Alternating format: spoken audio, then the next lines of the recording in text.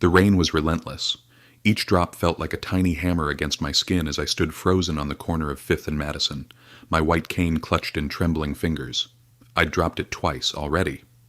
The third time, it had rolled into a puddle, and I'd spent 5 humiliating minutes on my hands and knees searching for it while people walked past without stopping. 3 months. That's how long I'd been blind. A car accident that had stolen my vision and left me with nothing but darkness and the constant terror of a world I could no longer see. My name is Kai. I'm 24 years old, and tonight I was completely, utterly lost. The clinic where I'd been learning mobility training had let out late. I'd thought I knew the route to the bus stop. I'd practiced it a dozen times with my orientation instructor. But the rain had disoriented me. The sounds I'd learned to navigate by, the coffee shop on the corner, the construction site 2 blocks down, were all drowned out by the storm. I was supposed to turn left at the flower shop. I could usually smell it from half a block away, but all I smelled now was rain and exhaust and my own rising panic. "Excuse me," I called out to what I hoped was a passing pedestrian. "Can you tell me which way to the bus stop?" No answer. Just footsteps hurrying past, avoiding the blind guy standing in the rain like a lost child. My phone was in my pocket, but with my screen reader, it would take precious minutes to call anyone. And who would I call? My roommate was working. My mother was 3 states away. I was alone. A car pulled up beside me. I could hear the expensive purr of the engine and feel the heat from the exhaust against my legs. "You're going to catch pneumonia standing there." The voice was deep, smooth, with an accent I couldn't place. Italian, maybe. I tightened my grip on my cane. "I'm fine. Just waiting for someone." A lie. But years of being warned about stranger danger, about how vulnerable I was now that I couldn't see, made me cautious. "You're shivering," another voice said. This one was different, sharper, more direct. "And you've been standing on that corner for 15 minutes. No one's coming." How did they know I'd been there that long? "We're offering a ride," a third voice added. This one was gentler than the others, patient. "It's not safe for you to be out here alone." 3 of them. 3 voices, all male, all alpha by the subtle weight of command in their tones. My omega instincts screamed warnings. 3 alphas, 1 omega. Bad idea. But my suppressants were strong. I'd taken them that morning. And the alternative was standing in the freezing rain, lost and helpless. "Where are you headed?" the first voice asked. I hesitated. "Never tell strangers where you live." "The bus stop on 7th, I said instead. "A public place." "That's on our way," the gentle voice said. "Please, you're soaked through." Lightning cracked overhead, so close I felt it in my chest. Thunder followed immediately, shaking the ground. I made my decision. "Okay, thank you." A car door opened. I heard someone step out, felt a presence beside me. "May I guide you?" the gentle voice asked. "The step is about 6 inches." He didn't grab me. Didn't try to take my cane, just offered his arm. And I appreciated that more than he could know. His arm was solid, muscular. I let him guide me to the car, my cane tapping ahead of me. "Watch your head," he murmured as I ducked into the warmth. The interior smelled expensive, leather, something woodsy, and 3 distinct alpha scents layered over each other: cedarwood, smoke, and something crisp like winter air. Triplets. They had to be. The scents were too similar in their base notes to be unrelated. I slid across the seat, my wet clothes squelching embarrassingly. Someone closed the door behind me. "Thank you," I said again, keeping my cane across my lap like a barrier. "I really appreciate this." "You're welcome." The first voice came from my left, close. "I'm Dante. My brothers are Luca and Marco." "Kai," I offered, then immediately regretted it. "Don't give them your real name." "Too late now." "Kai," Dante repeated like he was tasting my name. "Beautiful." The car started moving. Smooth, expensive, quiet. I realized with a jolt that I had no idea where we were going. I couldn't see street signs, couldn't watch for landmarks. I was completely at their mercy. "The bus stop is actually closed," the sharp voice, Luca, said from somewhere ahead of me. "The front seat, maybe." "Water main break flooded the street. It's all over the news." My stomach dropped. "Then where are you taking me?" "Somewhere safe," Dante said. His voice was still close, still calm. "Somewhere dry. We're not going to hurt you, Kai." "That's what people who want to hurt you always say," I muttered. A soft chuckle came from the gentle voice, Marco. "True, but it's also what people who genuinely want to help say. You'll have to decide which we are." The car turned, then turned again. I lost all sense of direction within minutes. I need to call someone, I said, reaching for my phone, to let them know where I am. Of course, Dante said. But you don't know where you are, do you? My fingers froze on the phone. He was right. I had no idea where we were. No way to describe my location. Panic started creeping up my throat. Breathe, Marco said softly. Listen to my voice. You're safe, I promise. You can't promise that, I said. You're strangers. I can't even see you. No, Dante agreed. But you can hear us. Smell us. Trust your other senses. I took a shaky breath, trying to calm down. The scents in the car were overwhelming now that I was focusing on them. Cedarwood. That was Dante, sitting beside me. And smoke and leather, Luca in the front. And crisp winter air, Marco probably driving. No aggression, no lust, just concern. Where are we going? I asked again. Home, Dante said simply. Your home or mine? Ours. The car slowed, turned again. I heard gates opening, a sound that somehow felt final. I don't want to go to your home, I said, fear making my voice sharp. I want to go to mine. In this weather? Luca challenged. To an apartment that, let me guess, doesn't have great heating. Where you'll spend the night wet and cold and alone. How did he know about my apartment's shitty heating? You've been following me, I accused. Protecting you, Dante corrected. There's a difference. Not from where I'm sitting. The car stopped. Engine still running. Waiting. We can take you home if that's what you really want, Marco said. His voice was sad. We won't force you to stay, but Kai, you're shaking. You're soaked through. You could barely find your way in the rain even before you got lost. Shame burned through me. He was right. I'd been helpless out there. Let us help you, Dante said. Just for tonight. Get warm. Get dry. Then we'll take you anywhere you want to go. I should have said no. Should have demanded they take me home immediately. But I was so cold, so tired, so scared of going back to my dark apartment where I'd spend the night jumping at every sound. Just tonight, I whispered. Just tonight, Dante agreed. The lie tasted bitter even as he spoke it. I don't remember much after that. The exhaustion, the cold, the stress, it all crashed over me at once. But though I remember being guided out of the car, someone's arm around me supporting my weight. I remember stairs, a lot of stairs. I remember warmth, a soft bed. Voices murmuring in Italian above me, then nothing. I woke to birdsong and the smell of coffee. For one blissful moment I forgot I was blind, tried to open my eyes, met only darkness. Reality crashed back. The accident, the darkness, the eternal night I'd live in for the rest of my life. But the bed beneath me wasn't my bed. The sheets were too soft, too expensive. The room smelled wrong.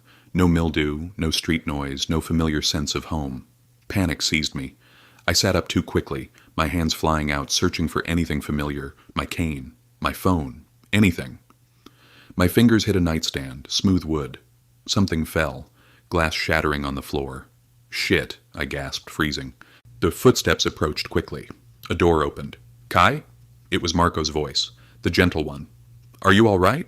Where am I? My voice came out shrill. Where's my cane, my phone?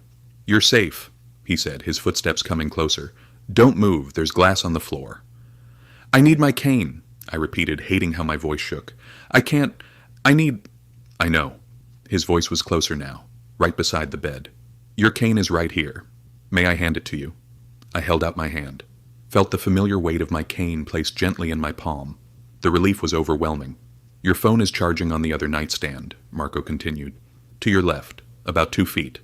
I reached out carefully, found the smooth surface of my phone. Thank you, I whispered. The glass was just water, Marco said. I'll clean it up. You should probably stay in bed until I do. What happened? How did I get here? You fell asleep in the car, Marco explained. I could hear him moving, picking up pieces of glass. We brought you inside. You had a fever, stress, and the cold rain. Our doctor examined you. Your doctor? I echoed. You have a doctor that makes house calls?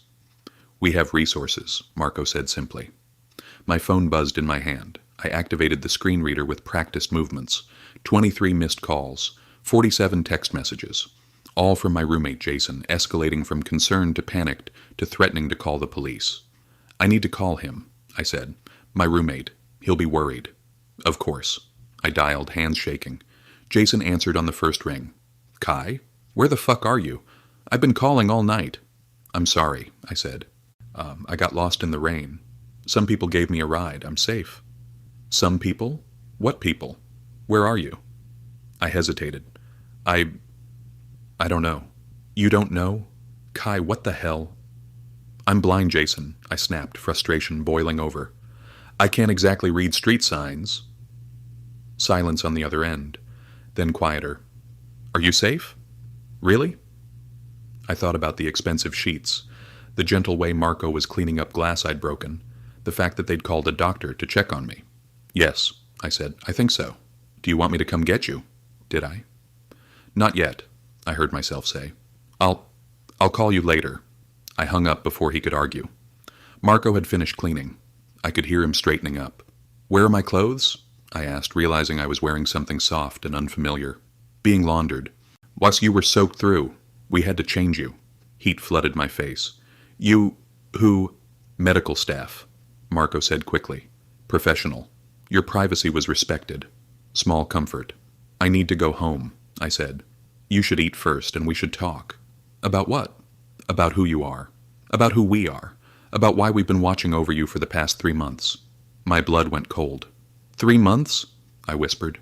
Since the accident? Since your father died, Marco corrected gently. The world tilted. My father's been dead for 20 years. No, Kai. Marco's voice was sad. He died 3 months ago, in Italy, and his death changed everything. My father, the man who'd abandoned me and my mother when I was 5, who I'd spent my whole childhood wondering about, hating, missing, dead, and I'd never even known. I don't understand, I whispered. I know. Marco's hand touched mine, brief, warm. Come downstairs, Dante will explain everything. I can't go downstairs, I don't know where I am, I don't know the layout, I'll fall. I'll guide you, Marco said. Every step. I promise. And somehow, impossibly, I believed him. The mansion, because that's clearly what it was enormous. Marco guided me patiently, describing each step, each turn. His hand under my elbow was steady, respectful. He let me use my cane, let me feel my way, never rushed me. 12 steps down, he murmured. Handrail on your right. I counted each one, my cane tapping ahead. Now we're in a hallway, marble floors, about 20 feet long. I could hear the echo of our footsteps, feel the space around me opening up. There's a doorway ahead. It ducked slightly. It's an archway. We entered what smelled like a dining room. Coffee, fresh bread, something sweet. Kai, Dante's voice. The cedar scent grew stronger. Please sit. You must be hungry. Marco guided me to a chair, helped me navigate around the table. I'm not hungry, I lied. My stomach was growling. I want answers. Then you'll get them, a new voice said. Luca, sharp and direct. But eat first. You haven't had a proper meal in days. How did he know that? But arguing felt pointless, and the food smelled incredible. Someone placed a plate in front of me, a fork in my hand. Eggs at 9 o'clock, Marco said quietly. Toast at 12. Fruit at 3. The casual way he oriented the food for me made something in my chest tighten. I ate in silence while they watched. I could feel their eyes on me. I could smell their distinct scents surrounding me. When I'd eaten enough to quiet my stomach, I set down my fork. Talk, I demanded. Who was my father? How do you know him? And why have you been watching me? Your father's name was Kieran Ashford, Dante said, though he changed it to Kieran Winters when he left our world. What world? The one we live in, Luca said bluntly. Crime, power, control, mafia, I whispered. Among other things, Dante confirmed. Your father was born into it, heir to the Ashford Empire. When his father died, he was supposed to take control. But he didn't, I guessed. He ran, Luca said, disgust in his voice. Abandoned his responsibilities. Hid away with your mother. Our father took over the Ashford interests, Dante continued. Merged them with our own. It was supposed to be temporary. Until your father came back. But he never did, Marco added softly. And now he's dead, I finished. Yes, Dante's voice was grave. Which means his obligations, his legacy, his territory, all of it reverts to his heir. The implication hung in the air. Me, I whispered. You. I laughed. Couldn't help it. Hysterical, broken laughter. I'm blind, I said. I can barely navigate my own apartment. You think I can run a criminal empire? Blood doesn't care about ability, Luca said. Only birthright. Then someone else can have it, I snapped. I don't want it. It's not that simple, Dante said. There are others who would use your claim to start wars, To destabilize everything we've built. That's not my problem. It is now, Luca said coldly. Whether you want it or not. I stood, my chair scraping back. I want to leave. Now. Sit down, Dante commanded. The alpha authority in his voice hit me like a physical force. My omega instinct screamed at me to submit, to obey. I remained standing through sheer force of will. Don't use your alpha voice on me, I said through gritted teeth. A pause. Then, you're right, I apologize. The shock of an alpha apologizing almost made me sit down on its own. Please, Dante continued, voice gentler now. Just hear us out. Then we'll take you anywhere you want to go. Slowly I sat. Your father made arrangements before he died, Marco said. He contacted us, asked us to watch over you. Why you? Because we knew him when we were young, Dante explained. Before he left. He was like an uncle to us. We respected him, even after he abandoned everything. He wanted you protected, Marco continued, hidden from those who might try to use you. Then why reveal yourselves now? I demanded. Why not just keep watching from the shadows? Because someone found out about you, Luca said bluntly. 2 days ago. Word is spreading. It's only a matter of time before they come for you. Fear spiked through me. Come for me? What does that mean? It means your leverage, Dante said. Against us. Against the Ashford legacy. An unmated Omega with a claim to significant territory? You're a target, Kai. So, what do you want from me? I asked. What are my options? Stay here, Dante said. Under our protection. Learn the business. Claim your birthright with us as your guides and partners. Become a criminal. If you mean... Become powerful, Luca corrected, instead of powerless. The word stung because he was right.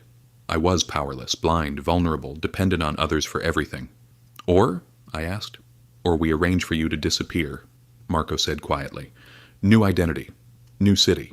Enough money to live comfortably. But you'd have to leave everything behind. Your mother. Your friends. Your life. Exile, I whispered. Safety, Dante corrected. I sat in silence, my mind reeling. There's a third option, Luca said. You leave here. Refuse our help. Try to go back to your normal life. And you'll be dead within a week. The certainty in his voice sent ice through my veins. Why should I believe any of this? I demanded. For all I know, you're making this up, trying to scare me into what? Becoming your pet Omega. Is that what you think this is? Dante's voice was sharp. Some elaborate scheme to trap you. What else am I supposed to think? 3 alphas, 1 Omega, a convenient story about my dead father? Your father wore a ring, Marco interrupted. Silver band with an engraved hawk. His family crest. He never took it off. My breath caught. My mother had given me that ring. Said my father left it behind. I wore it on a chain around my neck, hidden under my shirt. How did you know that? I whispered. Because we have photographs, Dante said. Documents. Proof of everything we're telling you. Show me. The words came out bitter. Oh, wait. I can't see them. Then we'll read them to you, Marco said gently. Describe them. Let you touch them. Feel the paper, the seals. Oh, the signatures. Why do you care? I asked, exhausted. Why not just let me die? Let someone else deal with the Ashford legacy? Silence. Then Dante spoke, his voice rougher than before. Because we promised your father. Because you're innocent in all of this. And because... He stopped. Because, I prompted. Because we don't want you to die, Marco finished softly. Something in his tone made my heart skip. I'd been so focused on fear, on anger, on the insanity of the situation, I hadn't considered something else. 3 alphas, 1 Omega, all this protection, this care, this attention. You want to bond me, I said suddenly. The silence that followed was answer enough. That's what this is really about, I continued, pieces clicking into place. The Ashford legacy would merge with yours through a bonding. Now, that's what you really want. Yes, Luca said bluntly. That's part of it. At least he was honest. But it's not the only reason, Dante added quickly. Kai, we've been watching you for months, protecting you from shadows. We've seen your strength, your resilience, how you navigate a world that's suddenly turned hostile. Don't, I cut him off. Don't romanticize my disability. Don't make me into some brave inspiration. That's not what I'm doing, Dante said. I'm telling you we've seen who you are, and we want you, not just for the legacy. For you. You don't even know me. We know you volunteer at the youth center every week, Marco said, teaching music to blind kids. We know you've been sending money to your mother even though you can barely afford food. We know you cry at night when you think no one can hear. The invasion of privacy should have enraged me. Instead, I just felt exposed, vulnerable. I need time, I whispered, to think, to process all of this. Of course, Dante said. Take all the time you need. But not too much time, Luca added. The world won't wait forever. Marco stood. I heard his footsteps approaching. Let me show you to your room, he said. A different one, more permanent. We had your things brought from your apartment. You went into my apartment? We had to move quickly, Dante explained, before anyone else thought to search it. I wanted to argue, wanted to rage at them for invading my space, but I was so tired. I let Marco guide me through the mansion, describing each turn, each staircase. His patience never wavered, even when I stumbled or needed to stop to orient myself. This is your suite, he said finally. 3 rooms, bedroom, bathroom, sitting area. Suite, I echoed. For a prisoner. For our guest, Marco corrected gently. The door doesn't lock from the outside, Kai. Only from the inside. You're not trapped here. I felt for the doorknob. Found the lock. It was real. Small comfort, but comfort nonetheless. Your things are unpacked, Marco continued. In the closet and dresser. I can show you where everything is if you'd like. Later, I said. I need to be alone. Of course. He hesitated. If you need anything, there's a phone on the nightstand. Press 1 for the kitchen, 2 for security, 3 for one of us. After he left, I explored the room carefully, tapping my cane along the walls, feeling the furniture, creating a mental map. The bed was enormous. The bathroom was bigger than my entire old bedroom. Everything smelled expensive, foreign. I found my own clothes in the closet, hung neatly beside new ones that had clearly been bought for me. My books were on shelves, organized by author just like I'd had them. They'd paid attention to every detail. On the nightstand, I found the phone Marco mentioned, and beside it, something else, a box. I opened it carefully. Inside was something metal, heavy. I lifted it out, felt the weight, the shape, a bracelet, silver, by the feel of it, with stones set into the band. It fit perfectly around my wrist when I tried it on. A gift or another shackle? I sat on the edge of the bed, the bracelet heavy on my wrist, and tried to process everything. My father, the mafia, E3 alphas who wanted to bond me, a life I'd never imagined, a choice I'd never wanted to make. But as I sat there in the darkness that was my constant companion, I realized something. For the first time since the accident, someone was offering me power instead of pity, control instead of helplessness, a future instead of just survival. The question was, what price was I willing to pay for it? Over the next few days, I fell into a strange routine. Mornings, Marco would come to my room. He'd guide me through the mansion, teaching me the layout, not just guiding me passively, but helping me learn. 20 steps from your door to the staircase, he'd say. Feel the carpet change to marble. That's your landmark. He treated my blindness like a challenge to overcome, not a tragedy to pity. I appreciated that more than I could say. Afternoons, I'd spend time with Dante, usually in what he called the library, though I suspected it was more of an office. He'd read me documents about my father, about the Ashford legacy, about the world I was supposedly heir to. Your grandfather controlled shipping routes through 3 major ports, he'd explain. Your father was supposed to expand into the tech sector, but he left before the deals could be finalized. So you completed them instead, I guessed. Someone had to. I could hear the shrug in his voice. The business doesn't stop because one man chooses to run. Dante never hid what they were, never sugarcoated the violence, the illegality. I appreciated the honesty, even if it terrified me. Evenings belonged to Luca. He was the hardest to read. Where Marco was patient and Dante was commanding, Luca was sharp. You're holding your cane too tightly, he'd say while I practiced navigating the gardens. Relax your grip. Trust the information it's giving you. I'm afraid I'll trip, I'd admit. Then trip. Fall. Get back up. That's how you learn. He refused to coddle me, refused to make concessions for my blindness beyond what was absolutely necessary.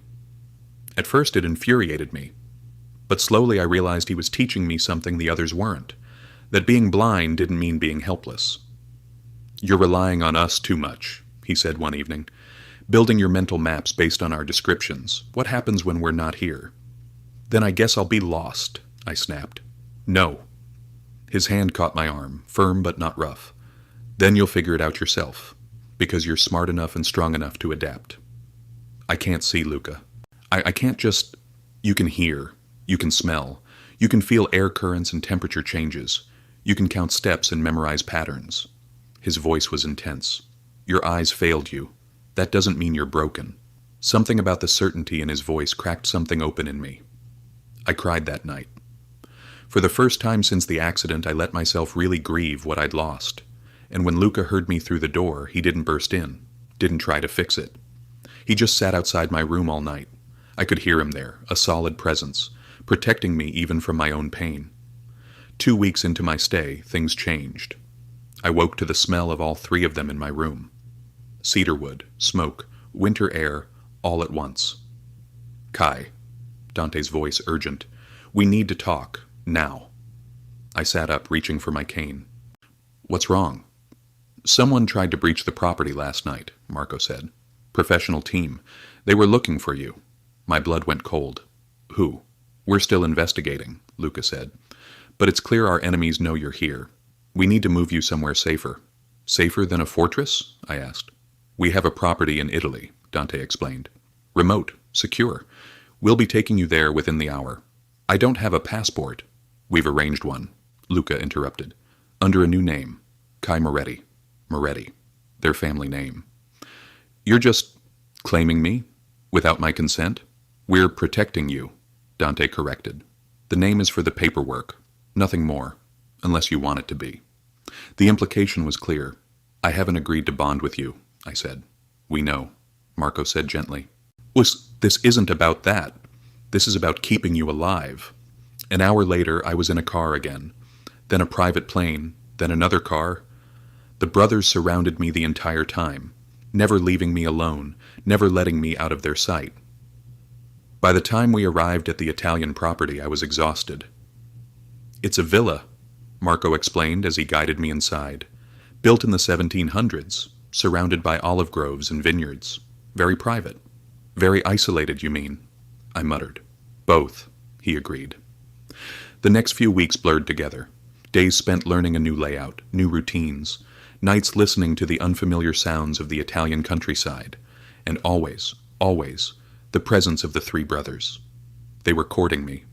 I realized it slowly, but it was undeniable.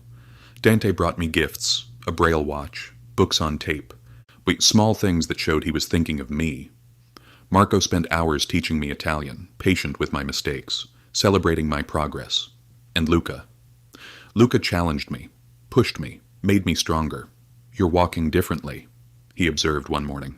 More confident. I'm learning the space, I said. No, it's more than that.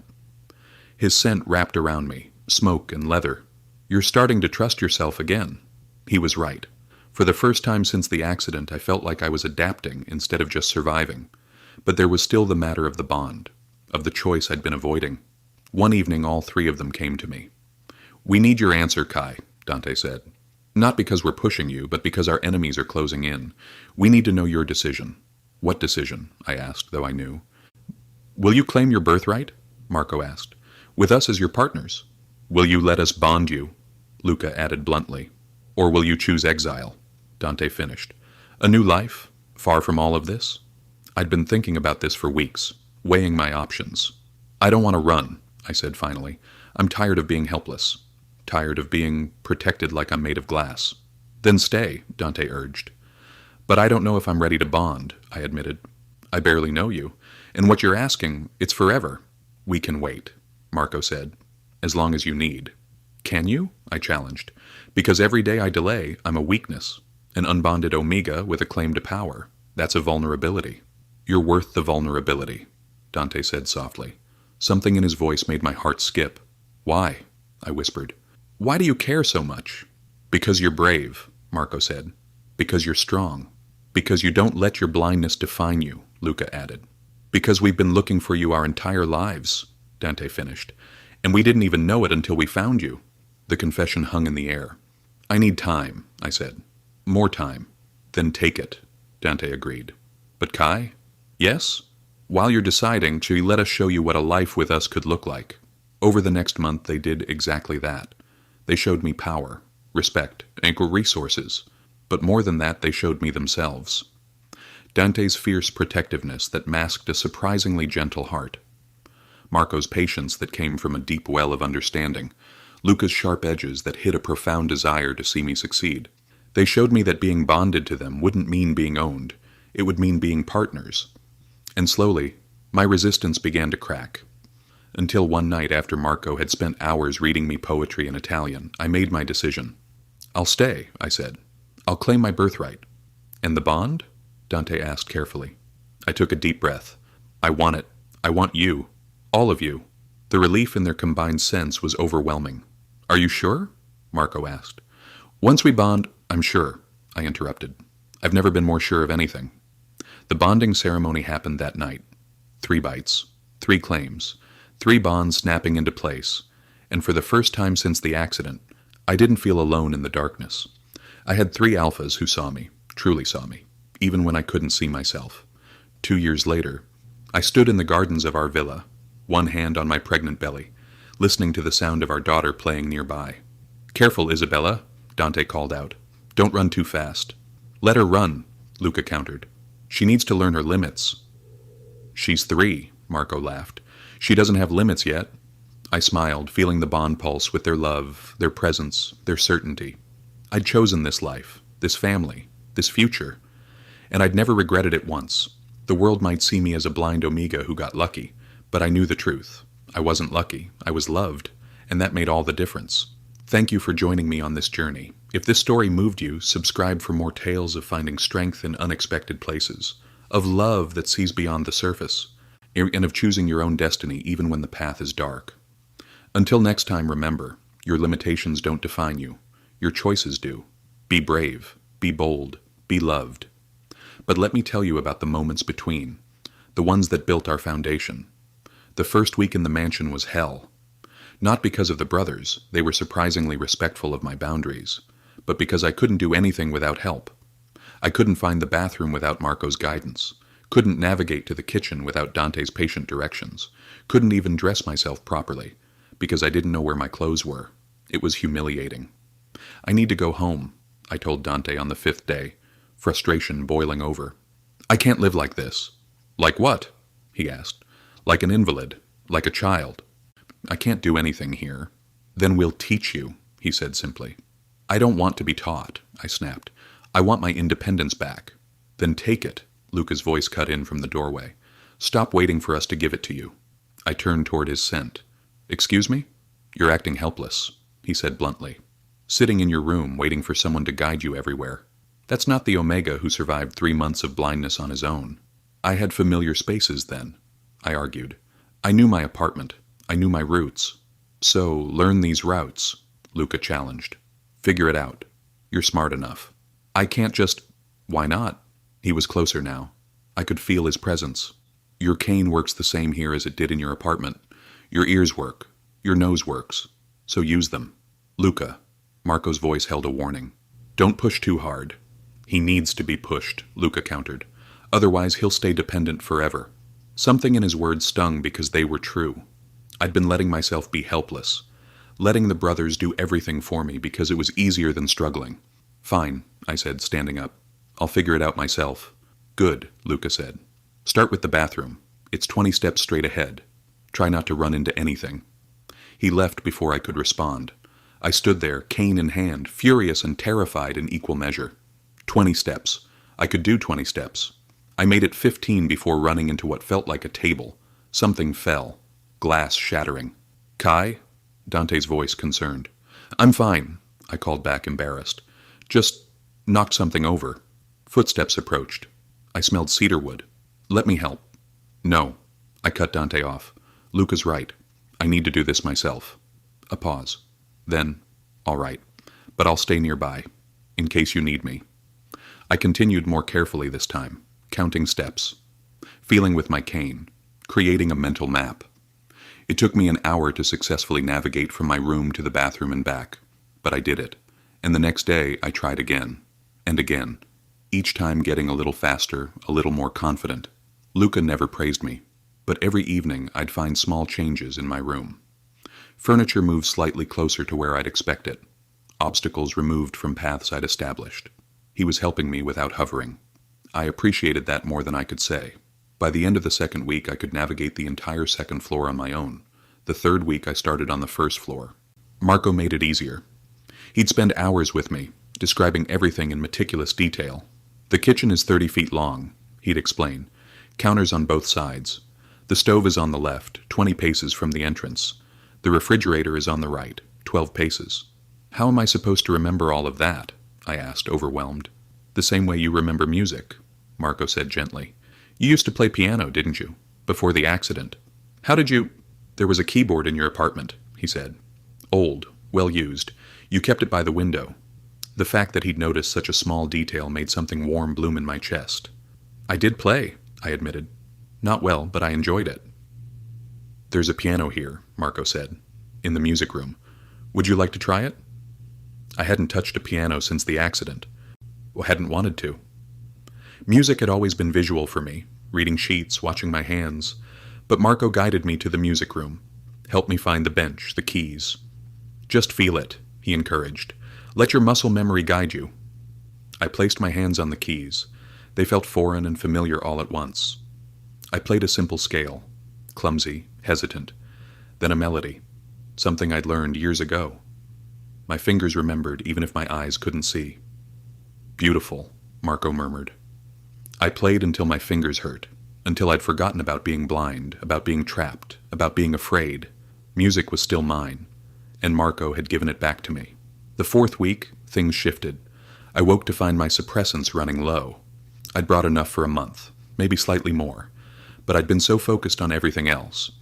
I hadn't thought about what would happen when they ran out. I need to refill my prescription, I told Dante at breakfast. I'll have our doctor arrange it, he said immediately. Your doctor can't just prescribe suppressants, I argued. They're controlled substances. I need my regular doctor.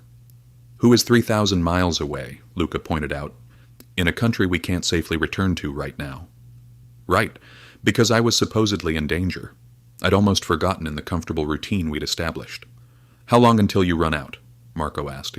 3 days, maybe 4. The three brothers exchanged looks I couldn't see but could definitely sense.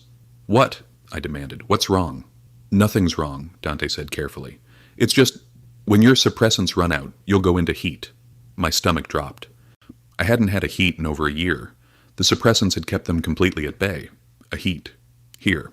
With 3 alphas. I'll lock myself in my room, I said immediately. Stay away from you. It'll be fine.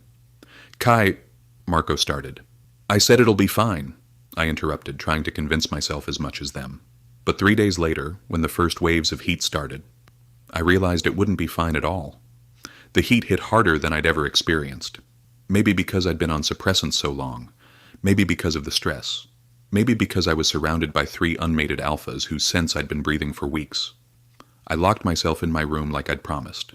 Piled blankets and pillows into a nest, an omega instinct I'd always felt vaguely embarrassed about. But within hours, I was burning up. Desperate.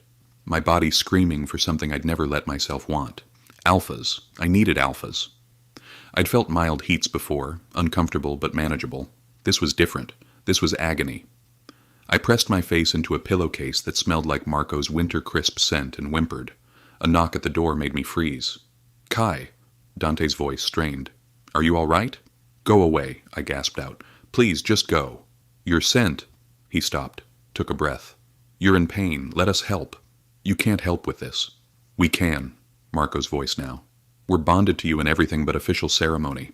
Our sense could ease the worst of it. No, I said, even as my body screamed yes. I won't. I can't think clearly during heat. I won't make a decision like that when I'm not in my right mind. Then don't decide, Luca's rough voice said. Just survive. We'll stay outside your door. You can smell us through it. Use our sense to help. Nothing more. I should have said no, but the pain was overwhelming. Okay, I whispered. I could hear them settle outside my door. Smell their combined scents seeping through the gap beneath it. Cedarwood, smoke, winter air. It helped. Slightly. Enough to take the edge off the worst pain. But not enough to stop the desperate need building inside me. The heat lasted 3 days. 3 days of agony, of need, of the brothers staying faithfully outside my door. 3 days of hearing them talk to me through the wood. Soothing voices, gentle reassurance. "You're doing so well, Kai," Marco would murmur. "It'll pass soon," Dante promised. "We're here," Luca said, simple, certain. When it finally broke, I was weak, dehydrated, and emotionally wrecked, and more certain than ever about one thing. I was falling for them, all three of them. After the heat, things changed between us. The brothers were more careful, more aware of the line between protection and possession, but I could feel it, the bond wanting to form, the pull between us growing stronger.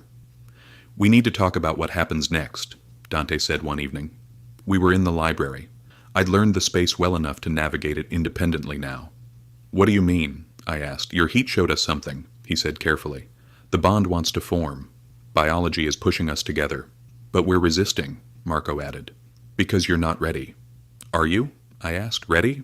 "We've been ready since we first scent-marked you in the car," Luca said bluntly. The admission sent heat through me. "So what do we do?" I asked. "We wait," Dante said. "As long as you need." "But Kai," Marco said gently, "eventually you'll need to decide. Our enemies won't wait forever, and the longer you're unclaimed, the more vulnerable you are." I knew he was right, but bonding meant forever, meant accepting this life completely. "Can I ask you something?" I said. "Anything," Dante replied. "Why me?" "Really?" "Not because of my father or the legacy. Why do you want me?" Silence for a moment. Then Marco spoke. "Because you're brave in ways that have nothing to do with violence or power. You face every day with a disability that would break most people, and you refuse to let it define you. Because you don't submit easily," Luca added. "You fight us, challenge us, make us work for every inch of trust. That's rare. Valuable."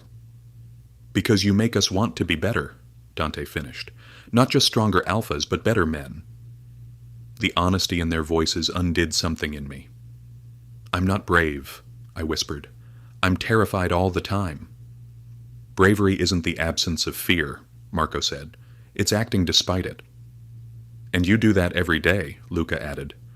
"Even when you don't realize it," Dante finished. I sat with that for a long moment. Then I made my decision. "I want to try," I said. "Not bonding, not yet, but courting. Real courting.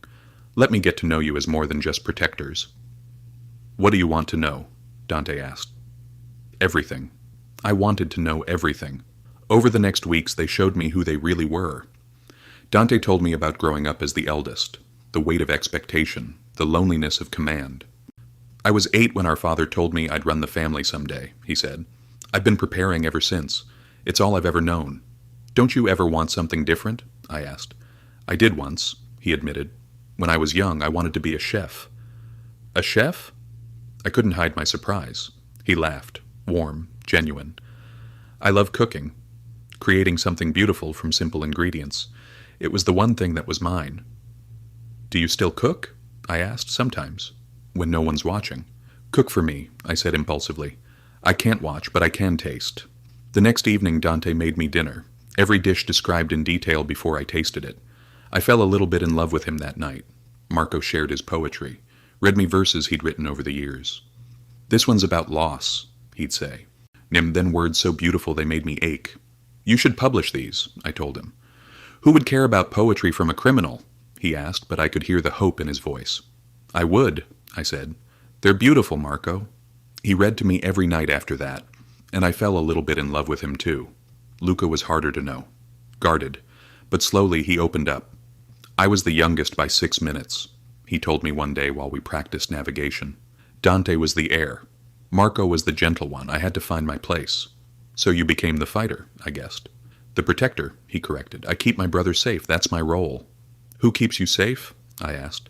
He was quiet for a long time. "No one," he finally said. "Let me," I offered. "I know I can't fight, can't protect you physically, but emotionally. Let me be there for you." That night, Luca came to my room. He didn't speak, just sat beside my bed. I could hear his breathing, heavy, strained. "Luca?" I asked softly. "I killed someone today," he said, voice hollow. "Someone who threatened our family. I didn't hesitate, didn't feel remorse." "But you feel something now," I guessed. "I feel like a monster," he whispered. I reached out, found his hand. "You're not a monster," I said. "You're someone who does what's necessary to protect what you love. That doesn't make you evil." "How can you be so sure?" "Because monsters don't sit in the dark worrying about being monsters," I said. "They don't care."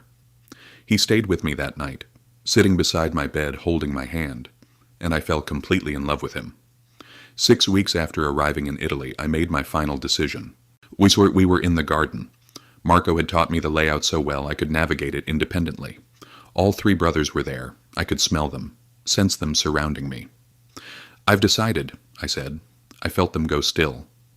"I want the bond," I continued. "With all of you. I want this life. I want you." "Are you sure?" Dante asked carefully. "I've never been more sure of anything." "Once we do this, there's no going back," Luca warned. "I know." "You'll be tied to us forever," Marco added. "To this world, this life." "I know," I repeated. "I choose it anyway. I choose you." The bonding ceremony was traditional, private, sacred. Dante bit first, claiming the right side of my neck. The pain was sharp, immediate, but then the bond. It snapped into place like a door opening onto a room I'd never known existed. Suddenly I could feel Dante, his emotions, his presence, his love washing over me like a wave. Then Marco biting the left side, another bond forming, layering over the first. And finally Luca, the claiming bite at the junction of my neck and shoulder. 3 bonds, 3 connections, 3 alphas permanently linked to me. I bit each of them in return, sealing it from my side. When it was done, I sat between them, overwhelmed by sensation. I could feel all of them, their emotions, their thoughts, their certainty. They loved me, deeply, truly, completely. And I loved them back. "How do you feel?" Marco asked softly. "Like I'm not alone in the dark anymore," I whispered. Because for the first time since the accident, I wasn't. I had 3 lights guiding me, 3 bonds connecting me to something bigger than myself. I was home. 2 years later, our daughter Isabella ran through the villa gardens, laughing. "Careful, tesoro," Dante called. "Don't go too far." "She's fine," Luca said.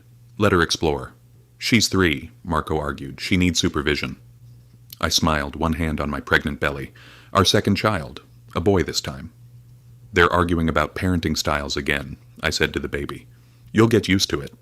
Dante appeared beside me, his cedar scent wrapping around me. "Happy?" he asked. "Deliriously," I replied. "No regrets?" "Not a single one." He pulled me close, careful of my belly. Through the bond I felt his love, Marco's contentment, Luca's fierce protectiveness. And I knew, without seeing, without doubt, that I was exactly where I belonged. The world might see me as the blind Omega who got lucky, but I knew the truth. I wasn't lucky. I was loved, and I'd chosen this love, this family, this life.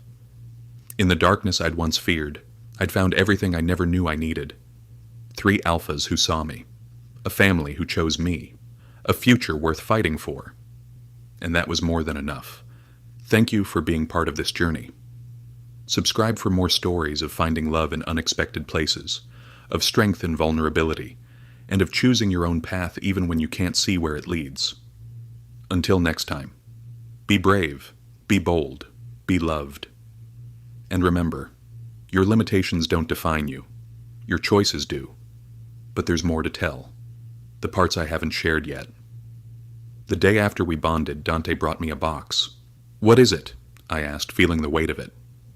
"Documents, about your father, about the Ashford legacy." He paused. "I think you're ready to know everything now." I sat in the library while Dante read to me. Hours and hours of history I'd never known. My father had been 25 when he'd left, engaged to be bonded to an Omega from another powerful family. But he'd met my mother instead, a human, an outsider. He broke the engagement 3 days before the ceremony, Dante explained. It caused a rift between families that took decades to heal. My mother never told me any of this, I whispered. She probably didn't know the full scope, Marco said. He was sitting nearby, his presence a comfort. Your father reinvented himself, became someone new. He worked construction, I said. Barely made enough to support us. Why would he choose that over this? I gestured around the opulent library. Because he loved your mother more than power, Luca said quietly. That's rare in our world. The documents painted a picture of a man I'd never known. Strategic, ruthless when necessary, but also principled. He refused to deal drugs, Dante read. Said some lines shouldn't be crossed, even in our business. It made him enemies. Is that why he left? I asked. Partly, but also, Dante hesitated. He wanted something different for you. A normal life. Freedom from all of this. Fat lot of good that did, I muttered. Here I am anyway. But you chose it, Marco reminded me gently. He ran from the choice. You walked toward it with your eyes open. I can't walk toward anything with my eyes open, I said dryly. Lucas snorted. You know what he means. I did. Over the following weeks, which I learned the full extent of what I'd inherited, shipping routes through 6 major ports, legitimate businesses that served as fronts for less legitimate operations, property holdings across 3 continents, and people. Hundreds of people whose livelihoods depended on the Ashford name. Your father employed a lot of families, Dante explained. Legal workers in the legitimate businesses. They don't know about the other operations, they just know the Ashford name pays well and treats them fairly. So if I'd refused my inheritance, what would have happened to them? They'd have been absorbed into our operations, Luca said. We're not monsters, Kai. We wouldn't have left them without work. But the transition would have been rough, Marco admitted. Some would have lost jobs in the shuffle. Some would have struggled. The weight of responsibility settled on my shoulders. These weren't just abstract assets. They were people, families, livelihoods. I want to meet them, I decided, the managers, the ones who run the day-to-day operations. I want to know who's working under the Ashford name. That can be arranged, Dante said. But Kai, many of them don't know what you look like, don't know you're blind. If you want to keep that private... I'm not hiding, I interrupted. I'm blind. That's part of who I am. If they're going to work for me, they should know. Luca's approval came through the bond like a wave of warmth. The meetings were terrifying. I sat in the study while a parade of managers and executives came through. Dante made introductions. Marco described each person, their expressions, their body language. Or when I listened. Mr. Ashford, one of them said, we weren't sure you'd claim your inheritance. Your father spoke of you often, but he never mentioned that I'm blind, I finished calmly. It's a recent development, but it doesn't affect my ability to understand the business. Of course not, sir. I just meant... I know what you meant, I said, not unkindly. And I appreciate your concern, but I'm here. I'm learning. And I expect the same level of honesty and competence from you that you showed my father. Yes, sir. One by one they accepted me. Not all immediately, but eventually. The Ashford heir might be blind, but he was there. He was trying. That seemed to be enough. 3 months after bonding, I had my first real test. A rival family made a move, tried to seize one of the Ashford shipping contracts. They're testing you, Dante explained, seeing if you'll fold, if you're weak. What would you do? I asked. I'd remind them why the Moretti name is feared, Luca said coldly. But you're not asking what we'd do, Marco said gently. You're asking what you should do. I thought about it, about my father's principles, about the workers who depended on these contracts. I want to meet with them, I decided, face to face, no violence, just negotiation. That's risky, Dante warned. They might see it as weakness. Or strength, I countered. I'm a blind Omega walking into a room full of alphas who want to destroy me. That takes guts. It takes stupidity, Luca muttered. Then I'll be stupid, I said. But I'm doing this my way. The meeting happened in neutral territory, a restaurant owned by neither family. I wore a suit Dante had picked out. Marco had described how I looked. Professional, powerful, despite the white cane. The rival family's representatives were 3 brothers. Not triplets, but close in age. I could smell their alpha aggression the moment we sat down. Mr. Ashford, the eldest said, we appreciate you meeting with us, though I admit I expected the Moretti brothers to do the talking. The Ashfords handle Ashford business, I said calmly. The Morettis are here as my partners, not my handlers. Partners, he repeated. Interesting word. Some might call it something else. Some might, I agreed. But those people would be wrong. I felt Dante tense beside me. Luca's hand was probably on his gun. But Marco's calm flowed through the bond, steadying me. You wanted the shipping contract, I continued. Why? It's profitable, the Alpha said. And your father's death left uncertainty. You thought you could take advantage of a blind Omega, I finished. Understandable. Many people make that mistake. Silence. But here's what you didn't consider, I continued. I may be blind, but I'm not stupid. I've reviewed the contract. I know its value. I know what you're offering is 30% below market rate. The uncertainty creates risk. The only risk is to you, I interrupted, if you try to force this deal. Because while I may negotiate, the Morettis don't. The threat hung in the air. However, I continued, I'm not interested in war. I'm interested in business. So here's my counteroffer. Current market rate, locked in for 5 years. In exchange, I'll give you first right of refusal on any new shipping routes we develop in the Eastern Territories. I heard one of them lean back, considering. That's generous. It's smart, I corrected. Your family has connections we could use. Our family has infrastructure you need. Why fight when we could both profit? The meeting ended with a deal. Not war, not surrender, partnership. When we got back to the villa, Luca finally spoke. That was either brilliant or insane. Both, Dante said, but I could hear the pride in his voice. You did well, Marco added. Your father would be proud. I smiled. I'm learning. From all of you. 5 months after bonding, something changed. The sickness started gradually. Nausea in the mornings, fatigue, an aversion to certain smells. I thought it was stress at first. The pressure of running a criminal empire while blind. But then I missed my heat. You need to see a doctor, Dante said when I mentioned it. It's probably just stress, I argued. Kai. His hand covered mine. What if it's not? The doctor's visit confirmed it. I was pregnant. The bond exploded with emotion. Dante's fierce joy. Marco's wonder. Luca's protective determination. We're having a baby, I whispered. You're having a baby, the doctor corrected gently. Your body. Your choice about how to proceed. I looked toward where I knew my mates were standing. I want this, I said. I want our baby. The pregnancy was hard.